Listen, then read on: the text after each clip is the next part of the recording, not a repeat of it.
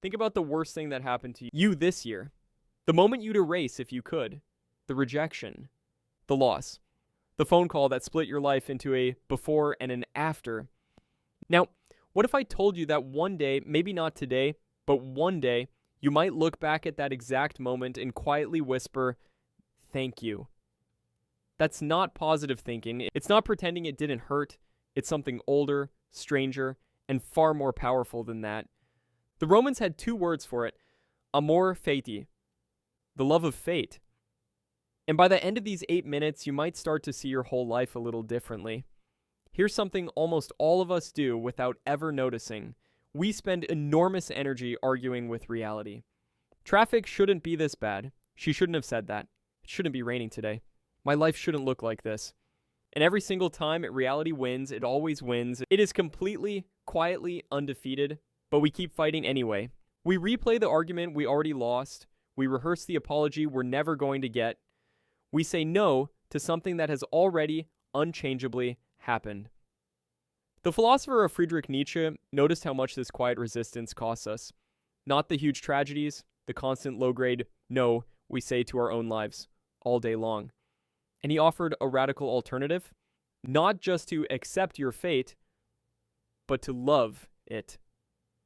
Nietzsche put it like this: "My formula for greatness in a human being is Amor Fati, that one wants nothing to be different, not forward, not backward, not in all eternity.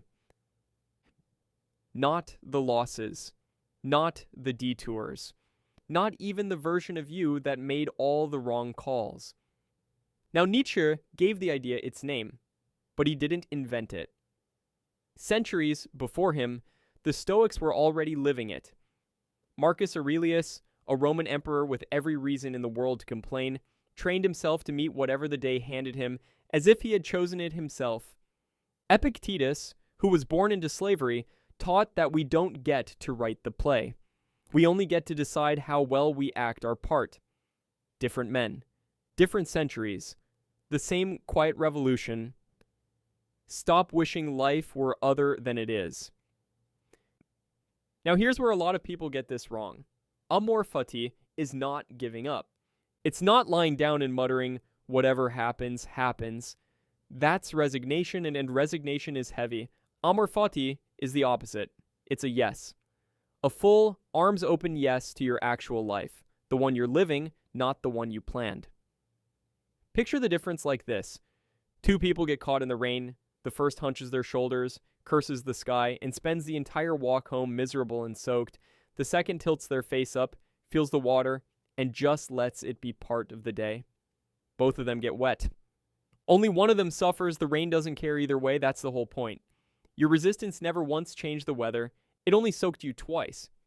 Once with the rain, and once with the fight against it. So how do you actually do this? Because a beautiful idea you can't use is just decoration. Start small. Almost ridiculously small. The next time something minor goes wrong, you miss the elevator, you spill the coffee, the plan falls through. Catch the flinch. Catch that little, ugh, no.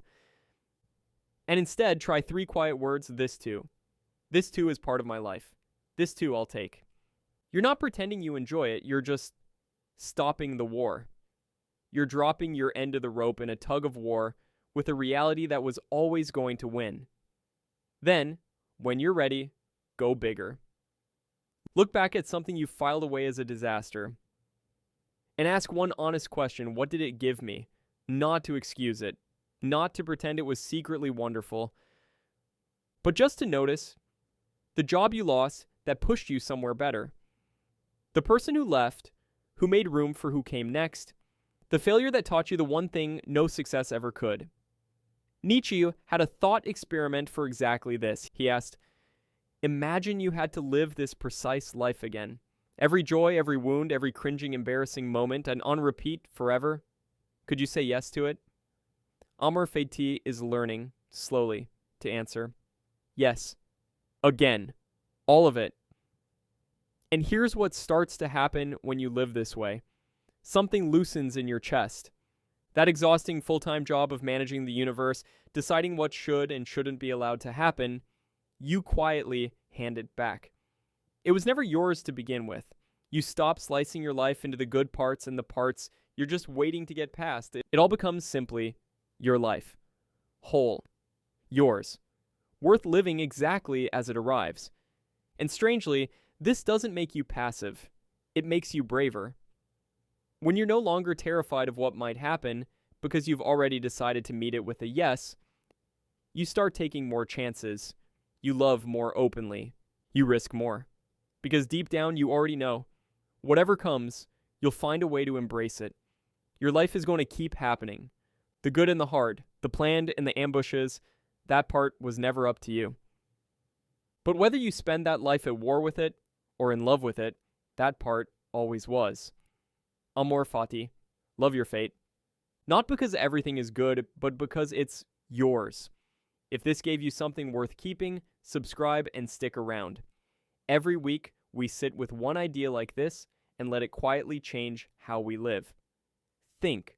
Live, repeat. I'll see you in the next one.